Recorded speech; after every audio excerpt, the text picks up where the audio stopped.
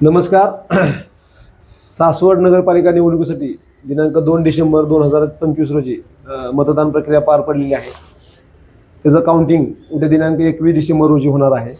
तर त्या अनुषंगाने काउंटिंग झाल्यानंतर आणि काउंटिंगच्या दरम्यान कोणत्याही प्रकारचा कायदा आणि सुव्यवस्थेचा प्रश्न निर्माण होऊ नये यासाठी आम्ही काल सर्व उमेदवार प्रतिनिधी यांची काल इथं बैठक घेतली होती.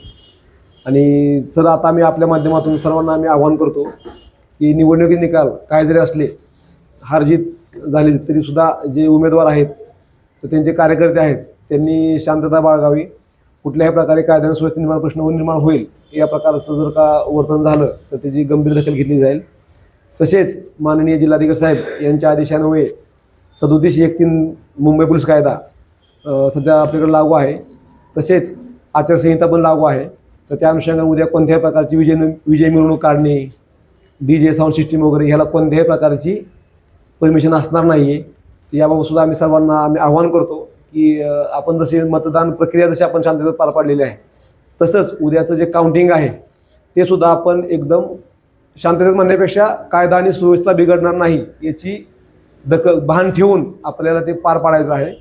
आणि कोणत्याही प्रकारे आम्ही साऊंड सिस्टीम DJ सिस्टीमला आम्ही त्या ठिकाणी आम्ही ते टॉलरेट करणार नाही.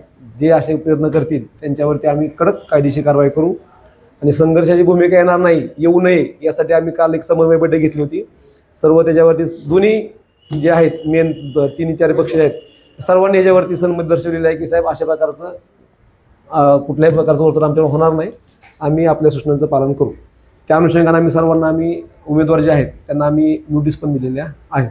विजय मिरवणुकीनंतर चौकात वगैरे साऊंड सिस्टम लावली तर त्याला परवानगी असणार. आता त्याच्यामध्ये काय आहे की एक मर्यादित प्रमाणामध्ये ज्या ठिकाणी दुसऱ्यांना त्रास होणार नाही, म्हणजे एका ठिकाणी एका स्पॉटवरतीच. आता ठीक आहे, एखादं दुकान असेल, घर असेल, थोडंसं साऊंड सिस्टम लावलं आपण बी एकदमच असं नाही की आवाज कोणी करायचा नाही किंवा काय नाही.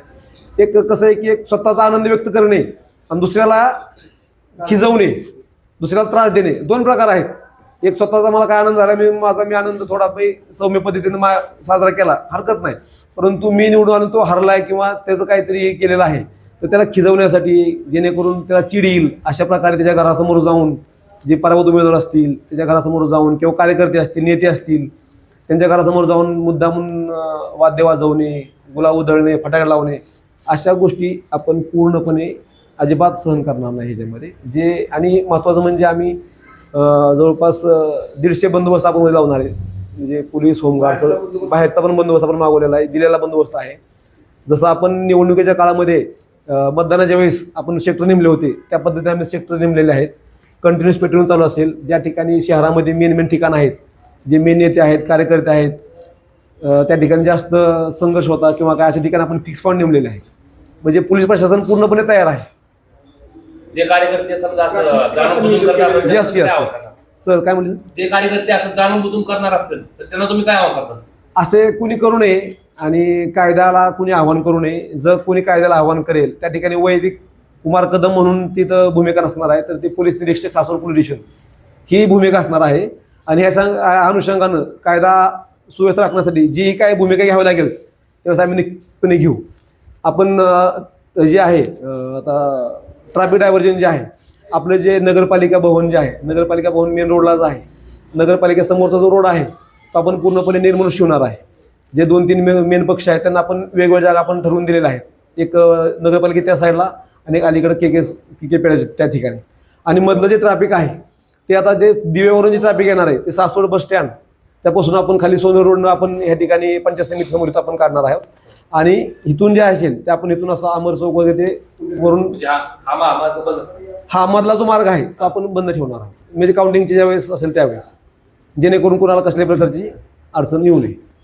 अजून आपलं काय असेल तर. आणि मी पुन्हा एकदा मी आपल्या माध्यमातून आवाहन करतो की आता मी गेले 2 महिने काम करतोय, अतिशय आपलं चांगल्या पद्धतीने कामकाज चालू आहे. निवडणूक पण अतिशय शांततेत पार पडलेली आहे. थोडंफार संघर्ष असतो त्यात काही नाही, परंतु उद्यासुद्धा काउंटिंगची प्रक्रिया जी आहे आणि त्यानंतरचं जे वातावरण असेल ते तुम्ही आनंद व्यक्त करा.